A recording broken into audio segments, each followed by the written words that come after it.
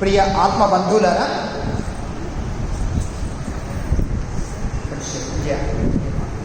రెండు నిమిషాలు.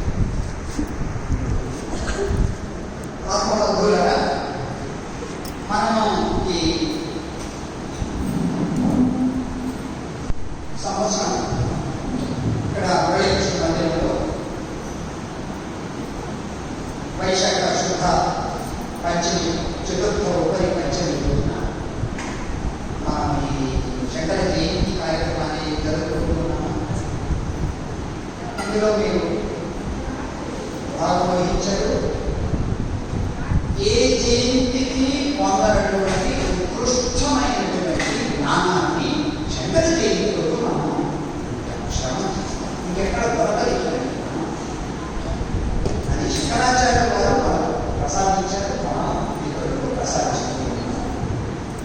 ఈ జ్ఞానం ఉత్కృష్టమైన జ్ఞానం. తెలుగులో కన్నిక పెట్టి గాలి కొట్లు పడాలి. అలా వీళ్ళు ఈ స్వామి ద్వారా ఎక్కడి నుంచో 30-40 ఏళ్ల నుంచి గాలిలో కొట్టులో పడ్డారు. ఆ దారి లేని దారిలో ఉంటే అద్వైత దారి, అద్వైత పూర్ణాన్ని అలాంటి జ్ఞానం వీళ్ళు దొరికింది. ఇప్పుడు వాళ్ళు ఆనందోత్సవాలు చేస్తారు, ఇంకొకళ్ళు ఏమో ఇంకొక కార్యక్రమం చేస్తారు. కొంచెంసేపు భజన, కొంచెంసేపు ఉపన్యాసం, కొంచెంసేపు ధ్యానం, కొంచెంసేపు ఉపన్యాసం.